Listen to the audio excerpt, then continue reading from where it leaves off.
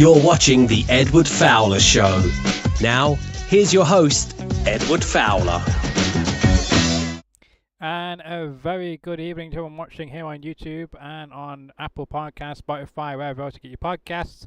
Bit of a time zone change because the clocks in America have moved an hour forward an hour. So we are in the US, we're now on an hour later. So 3 p.m. Eastern in America. I think it's 12 p.m. on the West Coast and 2 p.m. Central Time where my guest joins me from today. But still the same time here in England, 7 p.m. here. And I want to appreciate my guest for his time today because I did not personally reach out to this particular guest. I was actually contacted by his people for a change. And it was a nice surprise to me that somebody overseas thought that you'd be a good match for my audience and my content. So I really want to thank your people for making this happen today and for your time obviously as well. But please welcome to the show, Jason Hollis. Welcome to my show. How are you? Round of applause. Yay. Man, I'm fantastic. When my PR kind of reached out, they were like, hey, we've got a guy in Manchester. And I was like, yes, yes. I mean, listen, you guys, I have so much love for Manchester.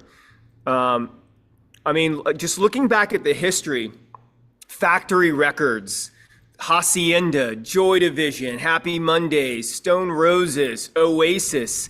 I mean, like, name a more rock and roll city in your lifetime. I can't think of anything else other than Manchester. It's just, there's just something in the air, there's something in the water that lives and breathes rock and roll and speaks to like the youth. From a culture standpoint, from a musical standpoint, from an attitude, it's just, I've had an infatuation with all things Manchester for quite a while now. So I'm really honored to be on your show and to be a guest and, to talk about your wonderful city. I dressed up for you. I'm in my Adidas gear. I've got a nice Boddingtons. I don't know if it's Manchester's finest, but this is what I could get today.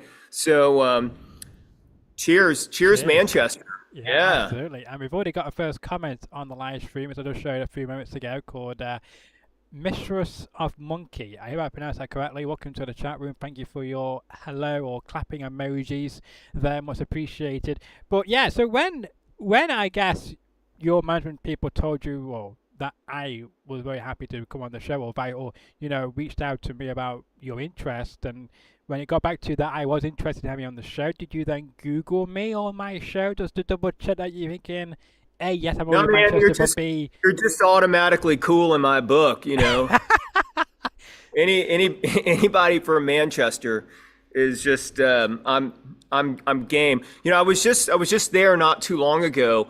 I went to the Oasis show at Wembley, the first night at Wembley. The night before Wembley, I went, or 2 days before Wembley, I went to Manchester, spent the day in Manchester, and then got to go visit one of my friends, Jimmy Sweet, who's from the United States, from California, where I met him, and lives in Manchester now, in Hale. And this is a suburb of Ontringham. For anybody who's wondering whereabouts Hale is, it's a suburb of Ontringham. Sorry to interrupt you there, but back to you. Sorry. Yeah, no, it was, Manchester was just also, like, absolutely epic. I spent a day, kind of wandering through Manchester and record stores and old pubs. Went to the old Wellington and had a couple pints there and just really kind of like, went through record stores and enjoyed the city. But Hale for me was really kind of getting into what I wanted to see, which is like an older town. There's so much history there. My buddy Jimmy Sweet, who's in a great band out of Manchester called The Gospel,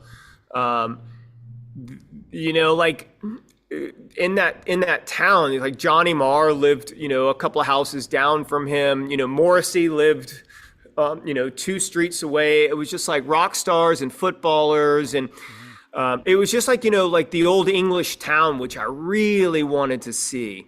I really kind of wanted to see that the parks and the swans in the park. It was kind of everything that I'd imagined like an old English town to be. And yeah, I just have so much love and appreciation for England, especially Manchester in particular. There's real love there because, again, just going back to the music, it's I just don't think there's anything like it on the planet, and I don't think there will ever be anything like it again in my lifetime for sure. Yeah, I just have so much love and appreciation. Not to mention, you guys have two of the greatest football clubs. Yes, but however, one has better history than the other. Just remember that. Yes, but one has more swagger. Okay, and which one is that in your opinion? I'm saying Manchester City. Okay. Yeah. That's United's a great, I'm definitely more of a City fan. Okay, that's fine. And again, what's interesting about all of this is with football, yes. What got me into football was really, the music. That's really kind of what pulled me into it. Where like Oasis, I'm guessing, because they are big City fans. All the bands that I was listening to, everybody was a footballer, and or fans of, and they all had their their teams. And yeah, Oasis was kind of like, that was the one where it's like, all right, well, Man City, let me pick a team and start following a team. So, not being on that side of the pond, you kind of have to pick a team and based on somebody else's opinion or whatever. But, when I was in Manchester last, I got to go to, check out both stadiums and it's just, man, what a great city you guys have. It's just a great city, Well, we're getting a nickname now, the main Manchester itself, because all the skyscrapers which are being built, it's like we're being a bit like Chicago or Manhattan, as other people are saying as well. Yeah, it's like so we're turning basically into a US state of sorts, but it's good. Let's just keep it Manchester. Let's just keep that and just keep. Well, I mean, there has been talk about changing the name. There's been talk about changing the name because Manchester is very sexist and such. So there's been many times where the name has come into question about changing. How is Manchester? How is because that? It's got the word "man" in it, and again, it's sexist. Please, please, yeah, get over yourselves and let's just keep it Manchester because Manhattan, no. No. Yeah. Who do we know and who do we know council member wise where we can object to this? Well, this I guess it'd be the mayor of Greater Manchester, Andy Burnham. He's the current mayor of the city. Does he have an Instagram? Does he have an Instagram or a Twitter we can? He does. He has both. I think he's more active on Twitter than on X than on Instagram. But yeah, he's on X. Yeah. Well, Manchester, you guys need to blow this guy up because. I mean, not literally, meaning like online, blow him up. Because Manchester is like one of the greatest cities, I believe, in the world, bar none. Well, it's down. I always call that here. I always say the best city in the world is right here in Manchester, UK. Sorry, Nashville. Sorry, Las Vegas. But right here in Manchester, UK is where the best of the best happens. But we'll talk about your venue as well in just a moment. But I do want to say thank you so much for the subscribe from Gail as well. Shout out to you. Also, we have another comment which came through while you were speaking regarding about your drink you're having, Boddington's. Someone saying, love you got a Boddington's hat. That came in Galamandi 5660. Hope I pronounced that correctly. If not, apologies. But your name was on the screen a moment ago, and I'll show that again. Just for people references. What were they commenting on? My Boddington's? Saying that love he's got a Boddington's hat.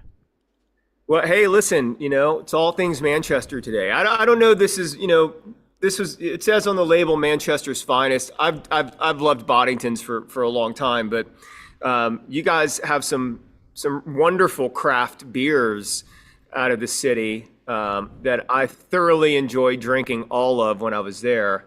Boddington's just so happens to be the one that we can get here. Right, fair enough. And I've been pronounced it as Glam Andy, bruh. And Glam Andy. What's up, Glam Andy? Yeah. That's my buddy from London. Very Andy. good. He says hi to you. Shout out to Andy, my man. Can't wait to see him. Yeah. Yeah. So when are you heading back over here then? When are you heading back to our parts of the world? We were hoping to get over there this month, but it's just kind of crazy right now. But we're gonna get back over there this year. I have so many bands and friends over there that I can't stay away too long. I need, there's just something about the pubs and the banter and the friendships that you make over there, especially like with the musicians. I just have a lot of musician friends over there, and I don't want to stay away too long. I want to come back and see everybody and go hear some good shows. Yeah, absolutely. Because I tell you, man, like London or England in particular, all over from just everywhere in England, Liverpool to Brighton to London to Manchester, the music is just, I don't know what it is about England, but you guys have done it better than us since the 1950s. Like you've taken like rock and roll and just made it your own, and there's just something I just can't get away from the music that is produced, especially in England. It's fantastic, man. Well, another band which was, I guess, formed in Manchester. They're not originally from Manchester, but the actual band was formed here, and that was Take That. So they are a British band. One of the most popular was Gary Barlow. He was the lead of that band with Robbie Williams, who is now a massive solo artist. Who was the most popular out of Take That? It was definitely Robbie Williams. Yeah. I mean, he showed them, didn't he? Yeah. Yeah. So he left them in the dry and in the sun, and he's a massive pop star, as you now know. And he did a great tribute recently for Ozzy Osbourne at the Brits Awards. I don't know if you saw that tribute. I did. I thought that Youngblood's tribute that he did at the final Black Sabbath show was probably one of the best of the night. It definitely clip worthy. I mean, it was everywhere after he did that. And he's from what town is he from? It doesn't matter. But yeah, Youngblood's great. There's so many bands right now out of England that I'm listening to. Tom A. Smith, great artist. Dazer May, Jude Moore. There's just so many great artists that are on my radar right now that are from England. Yeah. I just love it, man. I love the music over there. Well, I think the town you were thinking of for Youngblood was Doncaster. That's it, Doncaster. Yeah, which is that's an old coal mining town, right? I believe so. Yeah. So. Yeah, it's real working class, blue collar. Yeah. Although Manchester is kind of a grown-up city now. Yeah. That's very true. Yeah. I would agree with that. For sure. But yeah, absolutely. Some great bands you mentioned, and I know in your venue, as I believe you're joining us from at the moment, you've done a lot of work in Nashville to get this venue as it is today, where it is, and you've done a lot of, so all credit to you in building that up. And of course it's in my YouTube title as well of this video, for anybody who's wondering what we're talking about. Let me just get that name so I can pronounce it correctly. The 8th Room, I believe it's called. Yes. Down in Nashville, Tennessee, and you've done a lot of work to get to where it is today. Well, I've been in the music business, artist development and production for 30 years, and You're a I veteran. think yeah, I think that, anybody that's in the music business that travels around and they're in, every dive bar all over the country, to big venues, I think it's always, kind of like in the back of your head that it would be cool to own a bar, own a music venue, and it just so happens that in Nashville. So I started my career in Nashville in 1995 to 2001 before moving to Los Angeles, and I really cut my teeth in Nashville. Nashville is undisputed, one of the great industry towns for music. Back in the early 90s, it was country music driven. Today, everybody's in Nashville. Spotify moved their North American headquarters here. Apple Music moved their headquarters here. Amazon Music is here. Tech is all moving here. So now it's really becoming like an amalgam of everything kind of moving into the city. So you're getting not just country music, you're getting songwriters for every genre. Pop is coming out of here now. Rock is coming out of here. So when I back in the early 90s, when I was cutting my teeth in the getting started in the music business, this venue that I'm in right now, it was called the Douglas Corner. Indeed. The Douglas Corner Cafe, and it was like an institution for songwriters.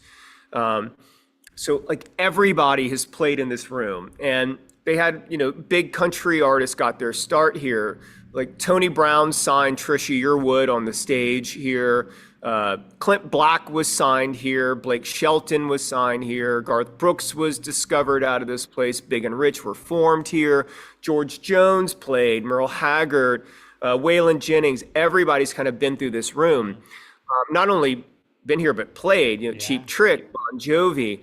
And when I moved back to Nashville 5 years ago, the place had gone down during COVID. And I think it was, probably on the lines of nobody knew if bars were even going to be able to stay open, much less music venues. So it shut down, and I just kind of watched it for a while, thinking in my head that somebody big would come in and take this place and do something with it. Like a Trisha Yearwood, somebody that really got their start here and is a celebrity. And nobody did. So, my wife and I just felt it was kind of our duty to come in and save this venue. It's 100 years old. And the history that are in these bricks and these walls, it needed somebody to come in and really take care of it. And one of the big things, that I'm seeing all over the world, there's a real epidemic right now with smaller, intimate music venues just going out of business or being shut down or being forced out, and the music venue is where that's where artist development happens. People need stages, and they need stages to play on. They need places to really kind of get in there and work their craft out and learn their banter between them and the audience, and learn how to build a show. And, so we just kind of felt it was a real duty or obligation for us to come in and take this place and revamp it, build it, and give new artists a home. So it's been a lot of work, but it's been a lot of fun. It's been wild too. We've had Shinedown was one of the first artists that played here. Queen played here at the end of last year. We've had just numerous, from the Struts to Parker McCullum to Brothers Osborne. Kells is playing a secret show here on Wednesday. So we get big artists in, this 150 cap room, which I love. That to me is just what really that just brings this whole thing to full circle for me. Absolutely. And, with you and your wife, I bet there's been a lot of stress, hard work, and effort being put in to make this venue back to life and make it, what it is. And as you mentioned before, it's an historic venue. And if those walls and bricks could speak, they'll have thousands of stories to tell. And you're making new ones every single week with all these brilliant, fresh, and I guess very much relevant artists in the present day. So all credit to you and your wife for bringing it back to life. Thank you. One of the coolest things that happened when we were building the place was guys would come in off the street and they were curious, a lot of older guys, and they would come in and I'd end up spending about an hour with them, and they would walk through and they would just tell us stories, George Jones broke Garth Brooks's nose right over here in a bar fight. Just all of these great stories. And if the bricks could talk, there's a million stories in here. And I think, again, it just goes back to venues and pubs. We don't need these places going out of business. We need pubs. We need small venues. This really keeps the dream alive for artists. And I just can't think of a better sacrifice to make than to, put it all on the line and open something like this and, make a home for a new artist. Yeah, absolutely. It's very empowering. And you have a lot of fantastic, star power, and a lot of people you can bring into your brilliant venue as well, from the names you just listed then, as well, new and fresh artists. And how do you, I guess, bring or book these newer artists to your venue? Like, do you go out scouting, or do you just get requests to come and play at your venue? Like, how does that work? Yeah, so at first we've had a couple different booking guys, booking bands. Yeah. And I kind of took it over myself because I wanted it a bit more curated. And so I kind of handpick different things. I've got networks and sources of people that are always kind of delivering things to me, but I'm really kind of looking at these young, hungry artists that aren't afraid to put in the hard work. And like there's this artist Kells. She's from Atlanta, Georgia. I think her Instagram is Finding Kells, Kels. And I've been watching her for a couple of years just via SoundCloud or via Spotify. And, she just dropped this new song called Gone. And it's funny, man, like, because Kells is like a real kind of dirty blues, jazzy kind of singer who writes these really incredible, just quick to the hook songs. Yeah.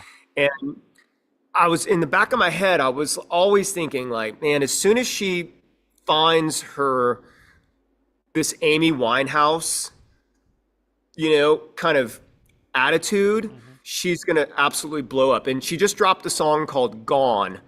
And it's not Amy Winehouse, but it's in that genre, and it's definitely in that attitude and style. And the song has just gone mental. It's just cracked like the top 200 in the US. And like just seeing an artist like her, like the work ethic that they put into booking their own shows and being independent and growing their fan base. I decided, I had to get behind her. So we have her coming in next week. Or I'm sorry, this week, on Wednesday. So really excited to see her. But right? Yeah, soon. But what I was say, so, great. And I'm glad that you're able to, personally handpick certain people to come and who will match your venue and the type of crowds you are able to get in Nashville as well. So it's very cool. So I'm sure she will do very well in front of the people who'll be attending on Wednesday night. Oh yeah, it's already sold out. That wasn't even announced, and it's sold out. Wow, there you go. Impressive. Yeah. Will we ever see you, I guess, because I know you love Manchester so much, will we ever see you maybe doing something like bringing the 8th Room to Manchester, opening another another version of your creation over there to somewhere in Manchester, like in Hale, for instance, in the future? Oh man, listen, nothing is off the table. Okay. Well, I would absolutely love to expand this, yeah. um, and put it in some different locations. I'd love to have something in England. It would be a dream. And again, I just think it goes back to the music venue side of things. I just read about it every day. This venue shutting down, that venue shutting down, and it's not necessarily that they're shutting down. It's that they're being forced out. Rents being raised through the roof where a small venue can't afford things, so they're being forced out of locations, and we just need them, man. We need them. And another interesting thing that I've been noticing too is you're seeing like this younger generation of Gen Z and Gen Alpha are really kind of not interested any longer in Spotify or streaming. They're interested in tangibles. So, holding a record, a vinyl record, having something to physically hold and look at, read liner notes. Cassette tapes are making a really big boom back into the market. Because they're cheap, and it's almost like although it's merch, it's something that like a younger generation never had. So they're experiencing all of this for the first time.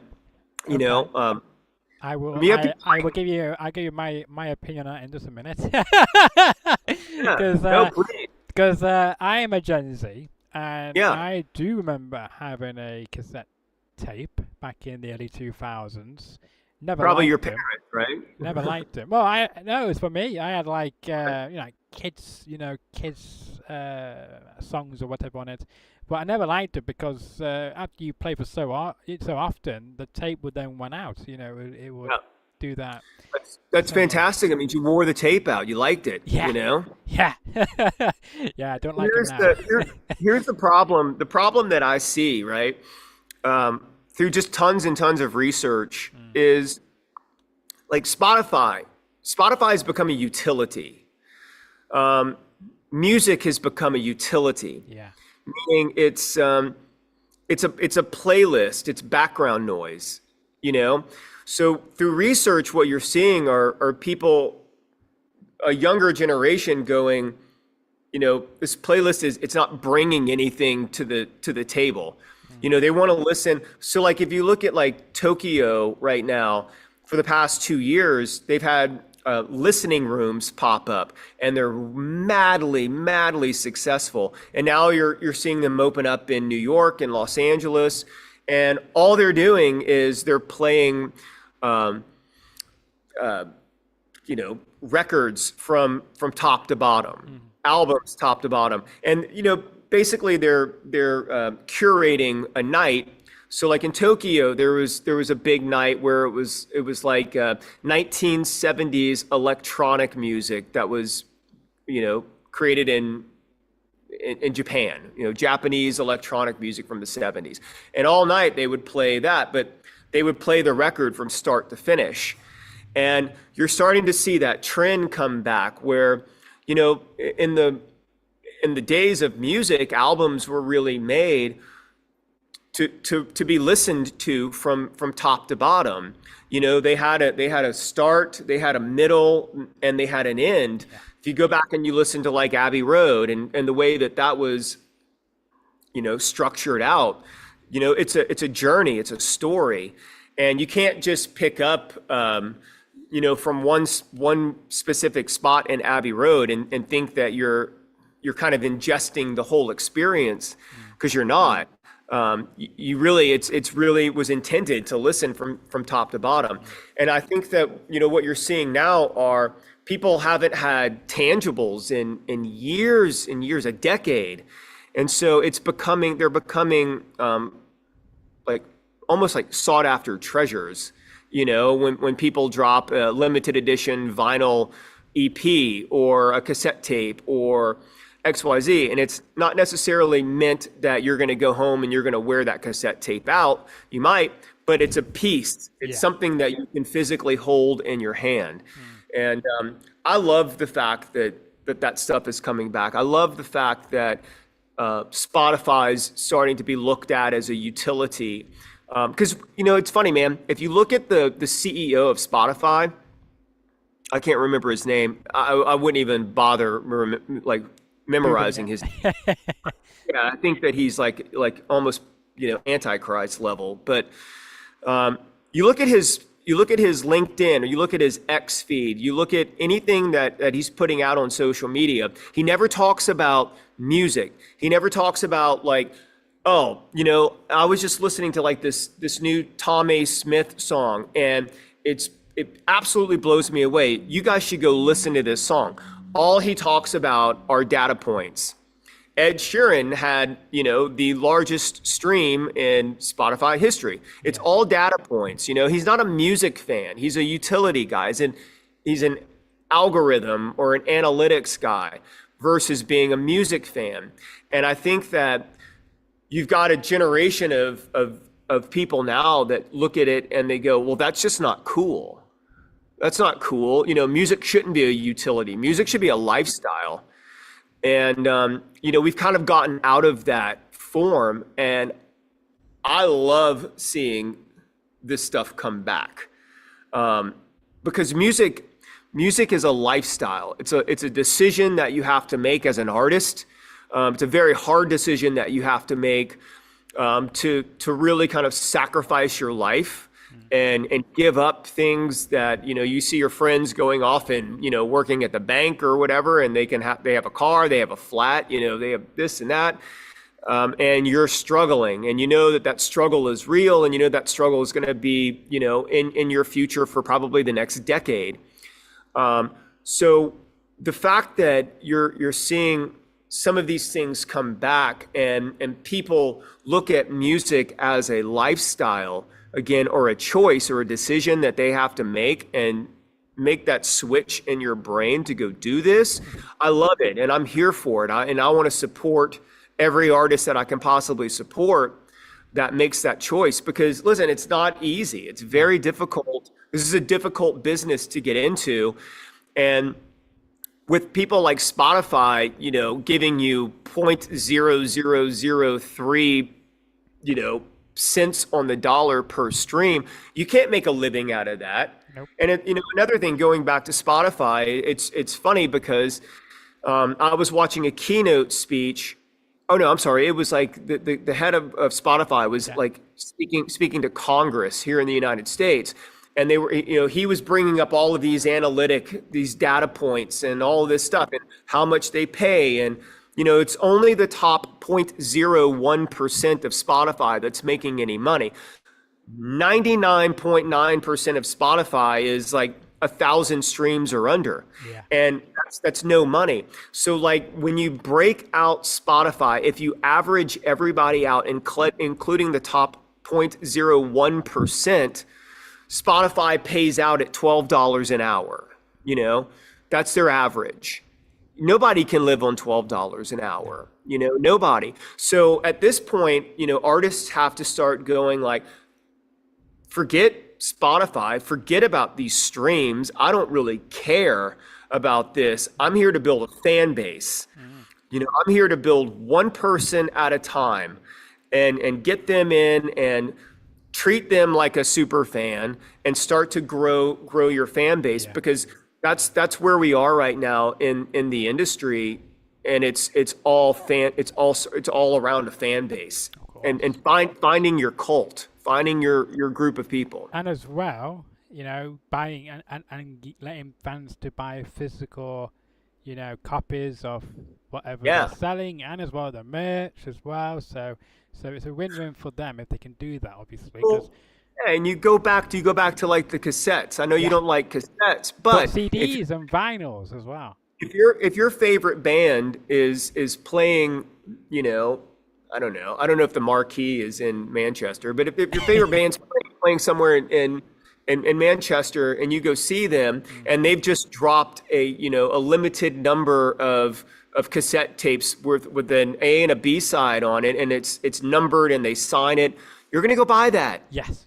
You're going to buy Absolutely. it. Yeah. You're going to buy it. You're going to support them. And that's where artists should be thinking right now. Is there's a couple of things with young artists that I think if any of them are listening right now that we should kind of dive into, and that's it's cultivating your fan base. You have to go after these people one person at a time. We're out of the days on Instagram and all of these things where you need 100,000 followers. Those days are really gone. Even like record labels aren't looking at that any longer because the bots have taken over. You can manipulate these numbers. What you need to be looking at right now is your reshares, your shares to stories, and your comments. Not even likes. People, the likes are way down. Nobody gives a shit about likes any longer. It's the reshare. It's the sharing to the stories. That's the biggest thing, And another thing that young artists should really be looking at within their social media fan base is curating their own mailing list. There's MailChimp.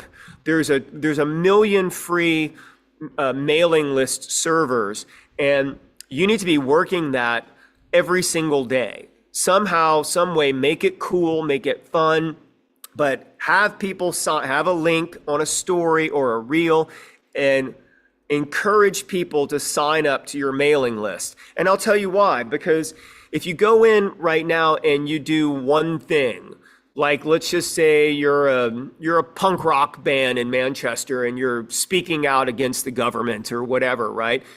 You get a ban or you get a strike on your social media, which is probably a higher likely outcome in England than what it is in America right now. But if you were to get a ban or a strike and they remove you, which they can do with no reason whatsoever, what do you do next? What's your strategy? If you don't have direct to consumer, you don't have anything right now. So you need to be using social media to go out and build your fan base, but have your fan base like their connections at your fingertips, and then you can put out a weekly, a monthly fanzine, or telling people, what you're doing or what you're working on or what's coming or new merch or whatever. And that's going directly to them. Yeah. So if anything ever happens, you've got a backup. And most people right now don't have any backups whatsoever. If the internet were to go down or, Instagram says, hey, you've said a naughty word and you're off, you've kind of lost everything that you've built. And that's the one thing is artists right now are renting space. They're renting property that they don't own from these large social media companies. And you really need to be a sharecropper with your fan base. You need to own the property and you need to be working the property to grow and produce crops. And there's just no better way or better time to start than right now. And, a mailing list for direct to consumer is the fastest and easiest way that you can start. And then also like one more interesting thing that I've been seeing lately, trend wise within Instagram, Instagram Reels, Stories, and then also YouTube Shorts and TikTok. So like the TikTok dance, that's gone. Thank God that's gone. Well, I don't know. There is a new challenge which I've seen, and apparently someone has died for trying this new challenge. So I think there's some of the new challenges. I don't know what kind of challenge it is. I've not seen the video of it, but I just saw someone try to attempt this challenge, and unfortunately they died from attempting it. But let's not do anything stupid out there, people. Let's stay focused on music and no dumb challenges, but like when you look at TikTok, you look at Reels and you look at Shorts, the algorithms don't like the TikTok dances any longer, although they served a purpose. And I have a few friends that use those different dances and ended up getting placements like on Fortnite. So there was good that came out of that. But what the algorithms are looking at right now are very simple things, right? Number one, it's not overproduced videos. Actually, the crappier the upload, the better. So meaning, like, if you're an artist and you're in your car and you take your phone and you record a verse that you just wrote, that's what the algorithm is excited about. And I like this because if I'm a young artist and I've just written a cool verse and I upload that to my my Instagram reel or whatever with the caption, just written this verse, let me know what you guys think. If you like it, I'm gonna move on to a chorus, right? You get instant feedback immediately. But what that also does is that gets your fan base invested in the song from day one. So now they've heard a verse, they've heard a half verse, they've heard a bit of a bridge, they've heard little sneak peeks, right? And this song, you could have written this song, it could be done, but you go in and you start getting your fan base interested in at the very beginning of the song. So then when you drop a half chorus or something like that, and you share that with them, now they're invested even more. So really, it's the build to the release. You get these guys in really early on, invested in a song, and then you release this song, whether it's a vinyl or whatever you're doing.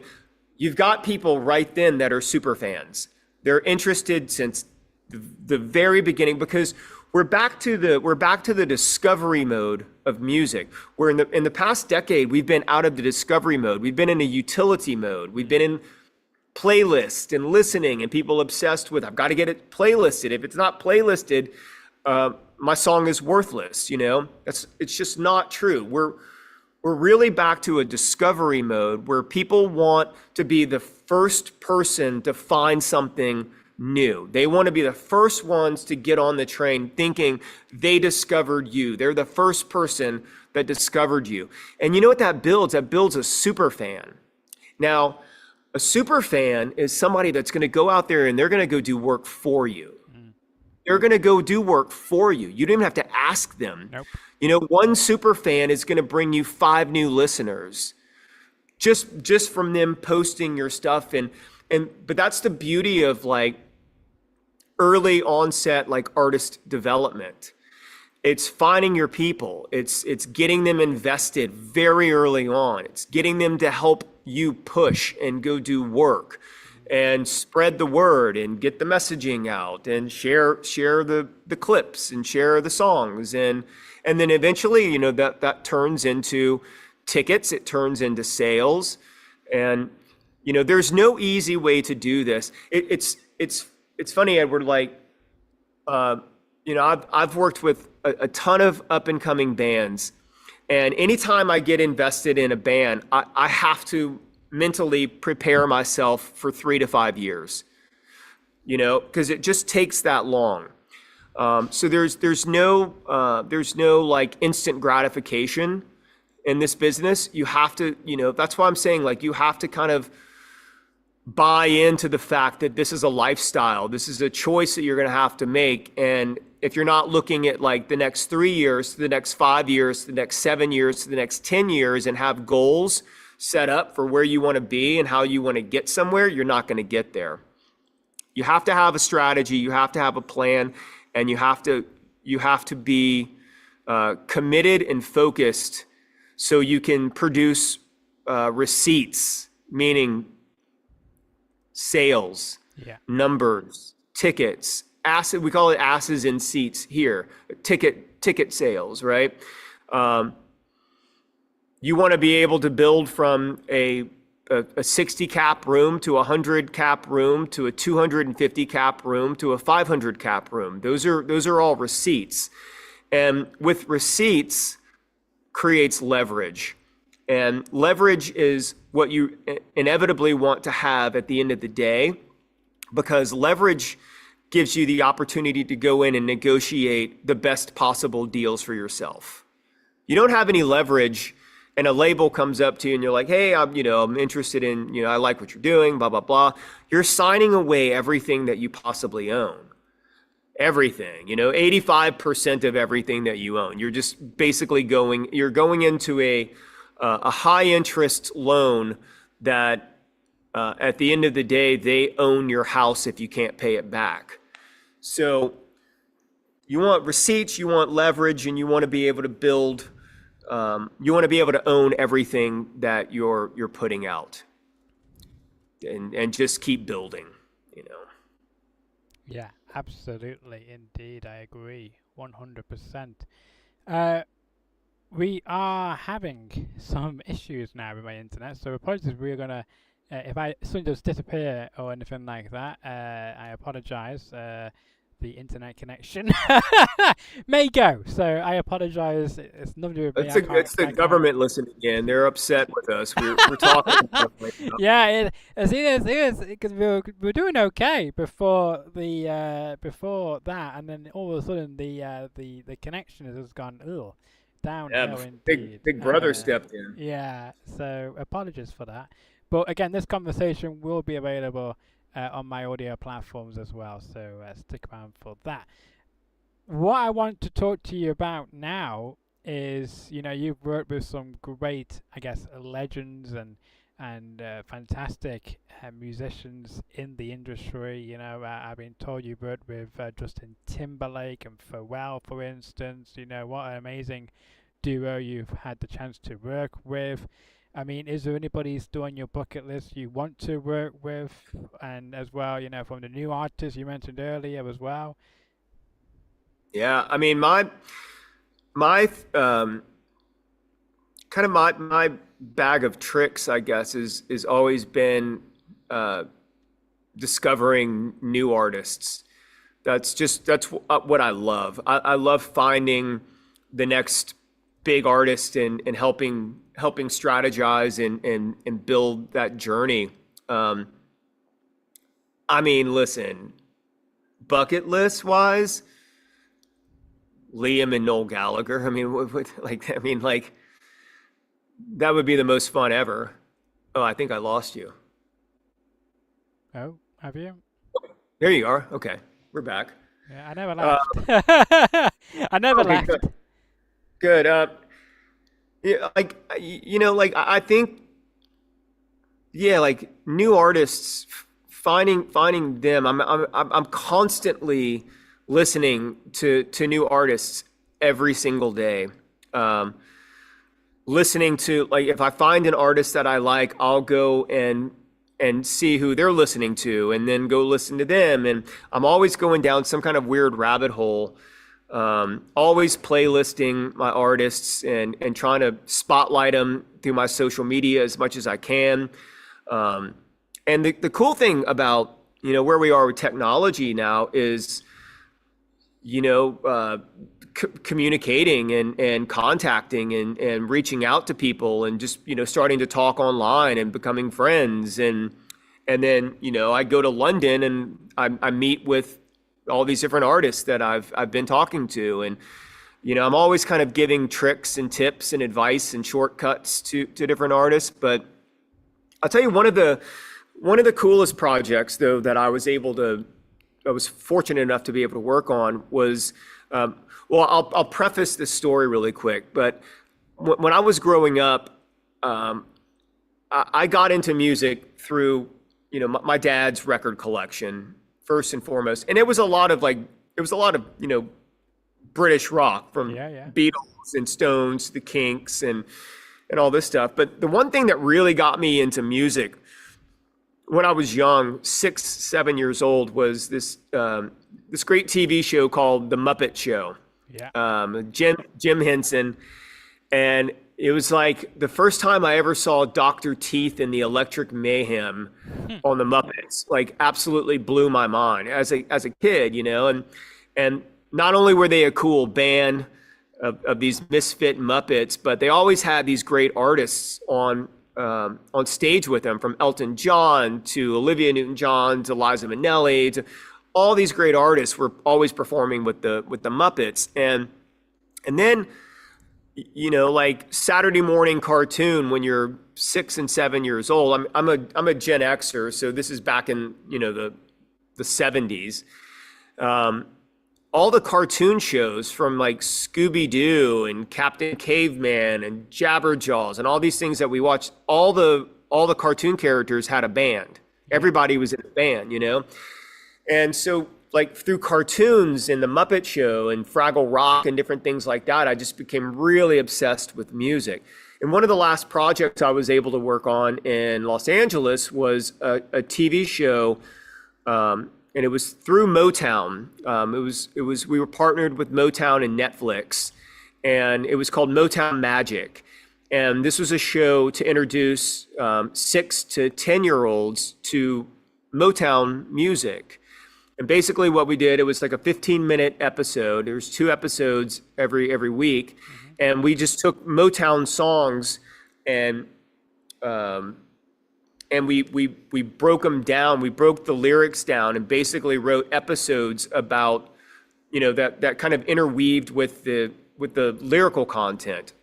And then we had a Motown song in every episode.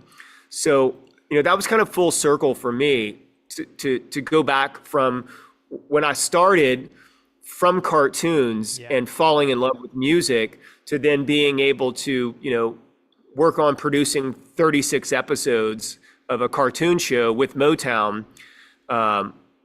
to inspire a young generation to listen to Motown music. Pretty cool. It is pretty cool. It is pretty cool. For sure. We're apologizing again for the technical issues here. I don't know what's going on because I've never had this issue on this computer before, so apologies. It looks like it's starting to play up on me tonight, so apologies for that. There's gonna be a knock on your door relatively soon. There might be. And then the screen's just gonna go black, and then you'll be missing for Yeah. Apologies, by the way. I do apologize for that. What I will say to end this conversation is, you know, you've got phenomenal artists, both in the US, where you are right now, and also in the UK, as you mentioned earlier, you know, and there is a lot of fantastic up-and-coming musicians, and I've got another one on my show tomorrow night here on YouTube called, I just got rid of the wrong screen, so that's fantastic. Called, let's quickly load that up, hopefully. It is Olivia Lynn. She's on my show tomorrow. She was supposed to go on Wednesday. I usually do shows on Mondays and Wednesdays, but because she can't do Wednesday, I'm doing tomorrow night instead. But Olivia Lynn, fantastic artist. I think she's a country artist. I could be wrong, but worth to check out. Olivia Lynn? Yeah, Olivia Lynn. Lynn. I'm going to go follow her right now. Listen to her. Olivia Lynn, I'm following you right now. Follow me back. But yeah, I found her on social media and I thought, she's pretty good. So I thought I'll bring her on the show as well. So, and just keep doing that, you know, keep doing that. Be the guy that's finding these young artists and giving them a platform to come on and tell their story and talk about their music. And, you know, we need more people out there with shows doing just that, exposing and taking their platform and allowing other people to come on and giving them the spotlight for a minute, you know, because I just can't even possibly fathom what my life would be like without music. I just, it doesn't even register to me, you know. It's such a lifestyle for me, mentally, physically, like everything. It's a lifestyle that's been baked in. And we need more people exposing young artists and giving them platforms and talking about them, because you never know, man. You never know when you're gonna stumble across the next Oasis or Happy Mondays or Joy Division. I mean, you never know. Or Stone Roses. You never know, and we need more people just really kind of taking these young artists and giving them a platform. So kudos to you for doing things like that.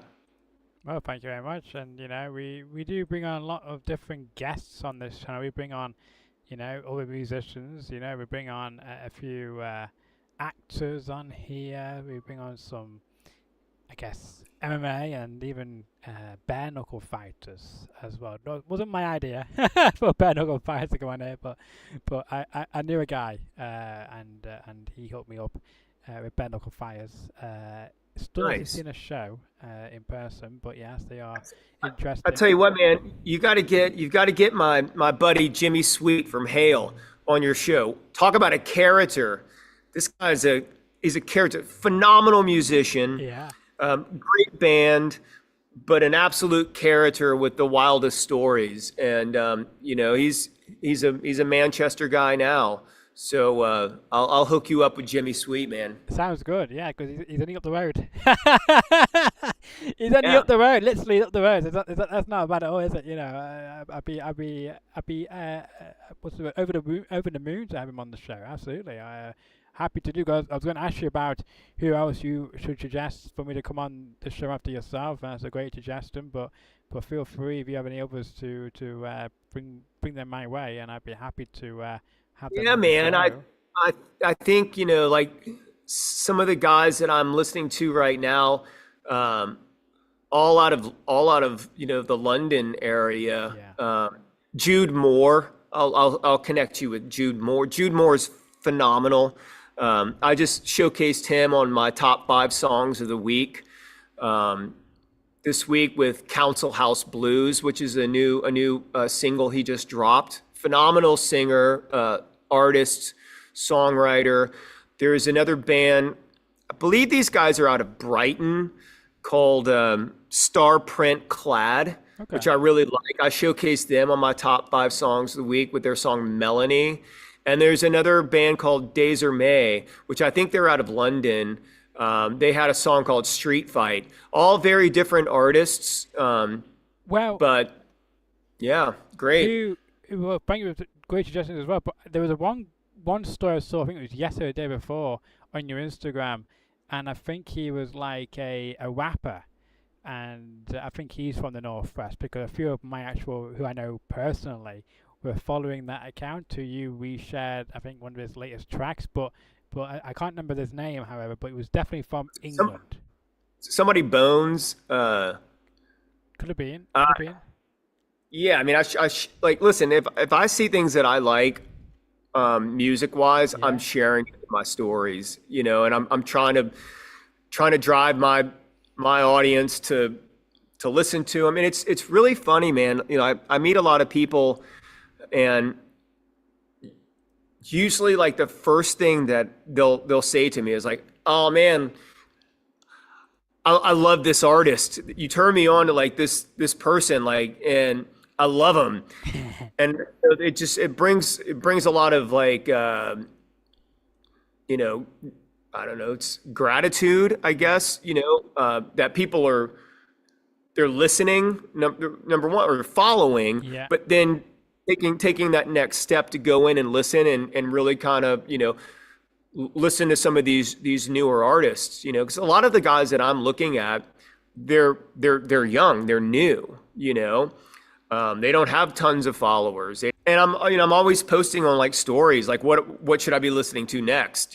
Somebody tell me, give me another rabbit hole to go down. Not like I don't have enough, but I'm always trying to turn the rock over and find something else that is young and bubbling, and really try and use my platform to give them a bit more exposure. So I think everybody in the world needs to be doing that with music, because music has been under siege for the past decade. You have with all these streaming services, and now we have AI that we're having to kind of deal with. And like Spotify is the absolute devil. And that's why I tell young artists, like, don't worry about Spotify, don't worry about streams, don't worry about that. Because that's a concern to a lot of people. They're like, I'm not getting any streams, and I'm not playlisted. Who cares? Don't worry about it. What Spotify is doing now is they're bringing AI in, and their new terms of service is absolutely devastating. And most people haven't read their terms of service, but when you click that terms of service, you're basically giving Spotify the right to be able to use your likeness and your voice. Meaning, if you, Edward, if you have a great song that I absolutely love, and I'm at Spotify, I can take you and I can create, Jake, whatever, Fowler, and I can use your voice. I can use basically everything around you and create an AI group. And Spotify's been doing that for a while now. They're inundating their platform with AI music, because basically what that does is it suppresses real artists' streams, and it also reduces payouts.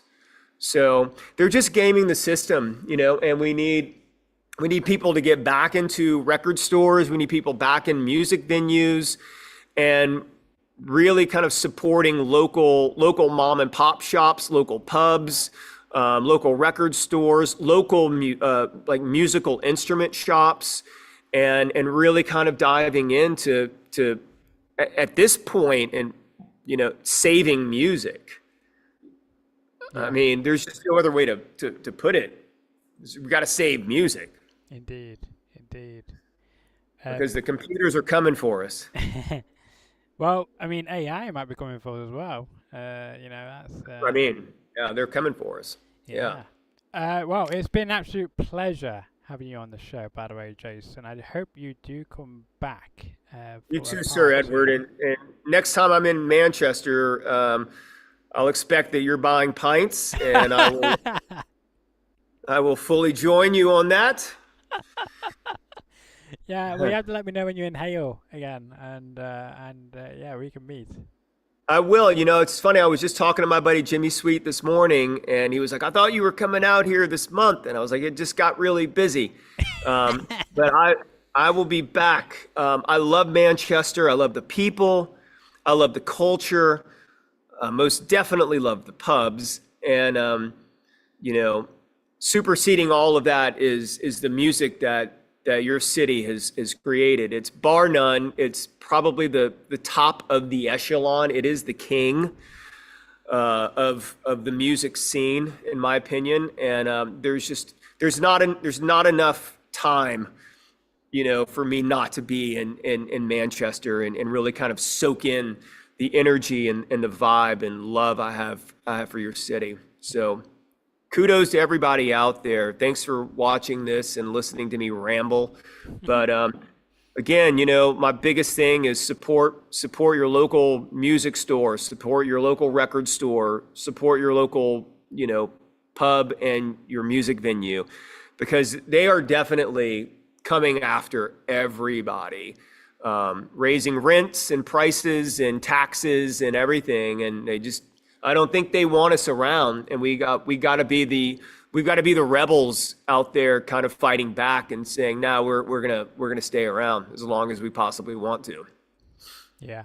Well, there we go. Soon I close something off. We are now back in the green. How odd! How bizarre! So as soon as I close off Zoom, basically it was my YouTube. Because what happened was, Jason, usually on this show I can have my YouTube live chat on the right hand side, as well as it comes through my I guess app called Stream Ninja to show the comments live on the screen. As soon as I close the actual YouTube app off my computer, it's gone back to green. So we're now back in the regulars. I don't know what on earth happened, so I do apologize. That's never happened before on my show. I would imagine when you peek out the window, you'll see a government van across the street. Yeah. some type of antenna or radar blocker on it. Well, I sincerely apologise to you, Jason, because that's not how I won my show. Having technical issues, that's very rare on this show, so I do apologise for that. But I do want to know, before we actually rank back, did you actually check out any of my content or not, or will you be doing so after this? Yeah, I was watching some of it before we jumped on. I was watching some of your shorts and reels Oh, on yeah? on Instagram. Yeah, Do you like? yeah, Do you like what you saw? I did. Yeah, man. I Good. think that you gotta keep doing it. Yeah. Don't stop. We need people like you. We need shows like this. We need and again, man, you're building your audience. You're building a fan base. Um, Slowly. Did you know I've been doing this for 7 years this year, by the Yeah, way? listen, again, I told you earlier, like I don't even jump into projects without thinking 3 to 5 years. Yeah. And when you're looking at building something, you're building it one person at a time, and you have to do this because you love it and you're passionate about it and you get something out of this. Because I know the amount of work it takes to do what you're doing. Most people see like it's a show and like it's live. They're not seeing, going in and cutting all the clips and then editing, adding the typeset over it and then uploading all of these different things. It's a real job, and that's why I say, with young artists even, is you have to make a real commitment to yourself, saying like, look, I'm passionate about this. I love this. I don't know that I want to do anything else but this. And if you keep doing it and you keep doing it and you keep doing it, eventually the money will come to you. It really will, man. Like you keep doing what you're doing, you'll start seeing sponsors and you'll start seeing different people come in. And, it's just about having that strategy and not taking no for an answer and continuing to do what it is that you love to do. Yeah. Well, And fuck all the rest of them. that's very true. Very good advice, by the way. And I got to say, people I've had on the show previously, like other broadcasters, for instance, they will say to me that you're very persistent. So yeah, I am persistent, I guess. So apologies for that. But it has been a lot of fun because for instance, your people wouldn't have found my small channel. You've got thousands of followers across social media compared to me. I've only got a very small following. At the moment, I've got 373 subscribers. So it's a very small following compared to your following, Jason. So We'll help change that. We'll start driving some people. well, thank You you. know, And again, and again, I will be it's one tagging. one person at a time. Indeed. Just keep bringing interesting people on. Keep bringing young artists on. I can feed you as many people as you'd like. We could have you scheduled out for a year with artists that I know. Right. People need platforms, and you keep bringing interesting people on with good stories and interesting backgrounds. That's what makes it. That's what makes it happen. Yeah. Well, So I mean, listen, I love Manchester. I can't express that enough. well, we can't I- wait to see you back. We can't wait to see you back in Manchester. But on your point, though, about bringing people in who as well, I'd be very much hoping to keep in touch with you after today. To not just bring another guest who but bring you back on the show again as well, because we want Anytime, man. we want to bring you back on the show because we can talk all day. I can talk all day. I can tell you stories all day. But anytime you want me back, I'm consider me there. Okay, cool. As long as your management are happy with that, because they might think, my God, what do we put you up for today? But yeah. Listen, I kind of do what I want to do. Yeah. So, the fact that they were, Ben and Gail came and they were like, this is a cool little show from Manchester. I was like, I'm in. Yeah. Like, consider it done. Yeah. So yeah, man. I just say keep doing what you're doing, march on, and There is you know, there is one person who is in well, I would say Nashville. He has gone through Nashville before. Who lives in like Iowa, who I think your people represent, called Mike Wolf from American Pickers. I don't know if you're familiar with that show, but yeah, he's and Mike Wolf. Yeah, yeah, one of the best voices in television, man. yeah, indeed. I mean, he's got $1 million voice. He lives here in Nashville. Yeah, Yeah. yeah. I mean, that would be another great guest to have on the show after yourself. Jason. He's does superb things. He's been over here. He's done a UK version of the American Pickers in the UK. So I mean, he's very popular over here. I want to say, And a good guy. yeah, yeah, he does seem like it. Yeah, Yeah. he does seem like a good guy. Yeah, very caring guy. And if someone says it's worth this, he actually knows what the price is, and sometimes he actually gives them extra because they themselves have low valued a piece of item, haven't they? So no, he's a very good guy. I will tell you one thing though, Jason, because not only do I bring on fresh artists, but I like to bring on veterans in the industry. Like for instance, Alien Ant Farm. I had them on the show late last year. Nice. And I am hoping, fingers crossed, depending on the time change, because I forgot about the time change when I booked this person in.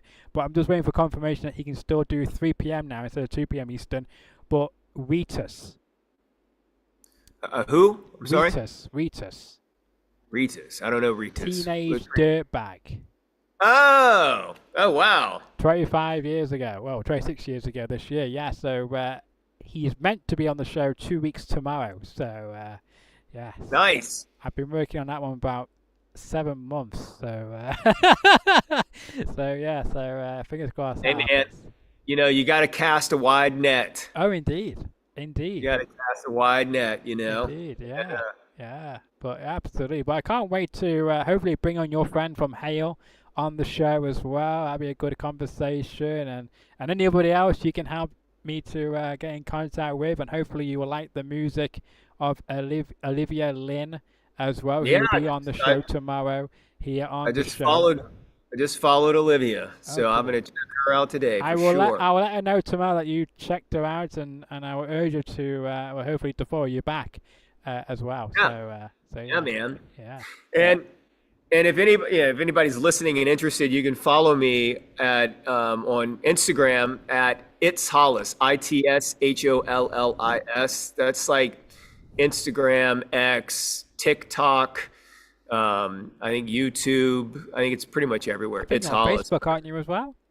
Yeah. Yeah. Yeah. Just like hit me up. I get questions from people all the time, and I'm always responding. So if you're a young artist and you got any, you need some pointers or tips, I'm here. I'm a relatively valuable resource. Absolutely. And I got to say, well, thank you for the subscribers as well. We've now got 374 subscribers. Thank you so much for the person who stuck it out with all those technical issues we're having earlier in the show.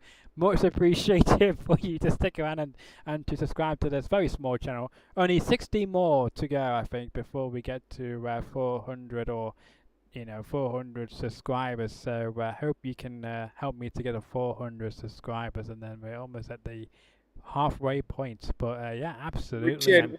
We should come back next week and do a subscribe-a-thon and just stay on all day until we hit 400.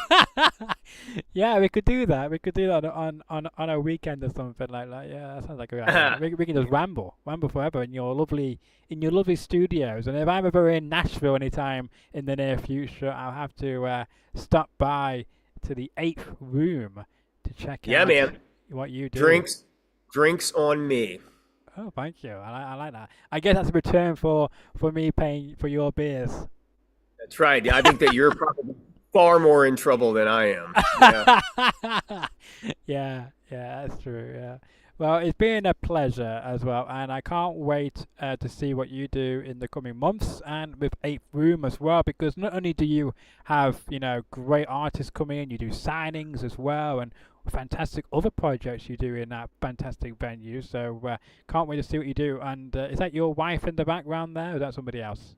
Oh. To your left? Oh, yeah.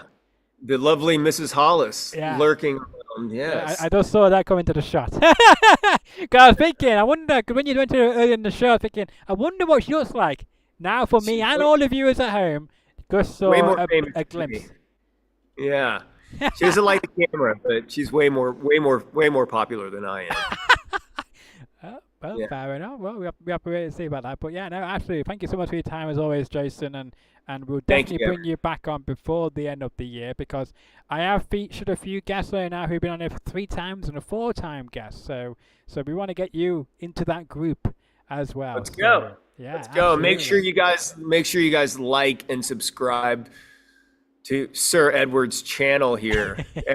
every like and subscribe helps. So let's does. build this up, people. Let's go. It does help. And as Jason just said, and as well, I was going to get to your social media, and I want to say one more thing to you. I keep saying I'm going to hang this up. I want to give you the final thoughts. Is there anything I've not mentioned to you which you think is very important to get off your chest to the people listening or watching this evening? Yeah, all right, closing out, and this goes to like all the young artists that are listening to the show. Back in the early '70s, like the punk rock era, especially like in London, New York as well, but London, there were these things called fanzines, and these were like magazines that the punk rockers would draw up. They'd draw little cartoons or whatever, and they would hand fanzines out at their show. Basically, it was like their own little tiny magazine, and it could be like one piece of paper folded, and they would draw on them or whatever, or print them. But the fanzine is becoming extremely popular right now, and it's made its way back into the market. I was always a really big fan of the fanzine. When I was playing in bands when I was younger, we always did fanzines. A fanzine is just a way. It's almost like an email blast, but it's in paper form. You're handing them out at your shows. It could be a one cardstock sheet on front and back. It's just something that you print up that you hand out to your fans that lets them know what you're doing. Okay. Gives them your social media channels. It gives them, kind of an update of where you are, or you're in the studio making a new single. You're doing this. You're playing here. You're doing this festival. X, Y, and Z. Fanzines are fantastic because it gives them something. It's a flyer basically with, all sorts of information on it, but it gives them something to go back. And when you look back at like the Beatles really started the fanzine. And it was funny, like my friend Ruth McCartney and Angie McCartney, Paul's stepmother and sister, they started the Beatles fan club, and they started the Beatles fanzine. And a fanzine, again, it was just something that was handed out after a show and let people know kind of where they were going, what they were doing, who they were working with, all this different types of information.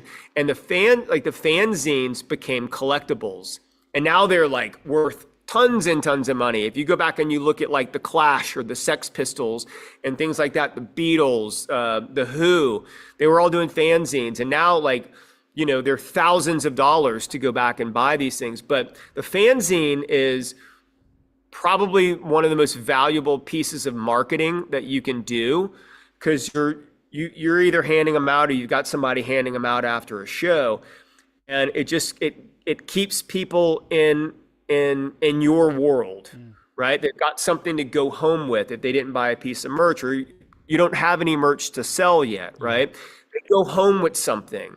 Especially if you sign it or you label it one of 100, one of 50, whatever, make it exclusive. But you can do research. You can go onto the internet. You can look at fanzines. You can look at how people made them in the 60s through the 70s and the 80s, and then they've kind of died off. But the fanzine is really coming back now. So I would encourage all of the young artists and musicians out there to research fanzines and dig into that and start implementing that into your practice. And when you do gigs, pass them out. because they're valuable. It's a valuable piece of merchandise. It's something that somebody can go home, they can pin it up on their wall, or they can put it on a shelf, especially if they're cool looking. Yeah. But what that does is that connects you to that person, right? Especially if they're cool looking. If you go back and you look at all the old fanzines, they were pretty cool, the way that they were drawn or hand drawn or whatever. But it's like a business card that's sitting in somebody's room, and you're right there with them. Now, the chances are of them going to the next thing is highly likely, because it's keeping somebody interactive and keeping them on your mind and your craft. So everybody out there, go look at fanzines, check them out, do research on it, and start your own fanzine, like right now. Do it right now. Biggest piece of information and advice I could give you. Do that right now. Do it right now. And that's and if you don't, then you can be squared. If you don't, the government's going to come in and they're going to block your internet as well. On that note, great pleasure as always, Jason. I can't wait for our part 2. Whenever that will be, hopefully it will be sooner than later this year. And I want to say thank you again to your management for making it happen, for, I guess, letting you know about this little show here in Manchester, to, help you to reach a new audience from the people I know and who follow this channel and all my Instagram as well. And I'll be showing clips of our conversation on social media in the coming days, so make sure you keep your eyes peeled for those, and feel free to share them if you wish to. But I can't wait for our next conversation and all the other fantastic suggestions you mentioned earlier, and connections you can help to bring on the show. And we might even see you in the live chat, perhaps, when we bring any of those suggestions on from who you said. You never know, man. You never know where I'll pop up. And if you are, as Jason said before, if you like the episode, make sure to like it. Make sure to tell all your friends. Share the video. Tell everybody about this platform, about this conversation with myself and Jason, about the best kept secret here on YouTube in Manchester, UK, the best city in the world. If you've never been to Manchester, then you should come to Manchester, and then you will see why Jason loves Manchester so much. Leave a comment in the comment section below of any future questions you may have for Jason or any of the guests he mentioned in our chat. Make sure to, as well, smash that subscribe button if you haven't already done so. If you want to check out more fantastic episodes where there's not any technical issues on those, then smash the subscribe button. It takes 10 seconds or less to do so, and you can join my 374 subscribers so far who have smash that subscribe button. And until the next episode, which is going to be tomorrow night, a double dose 2 nights in a row of the channel, then I will see you at the same time, same place at 7 p.m. UK time, 3 p.m. Eastern, 2 p.m. in the Central Coast time, and also 12 p.m. on the West Coast. And until then, enjoy the rest of your Monday evening or afternoon, or whenever you're watching this video. Thank you again to Jason for his time today. Thank you, Manchester.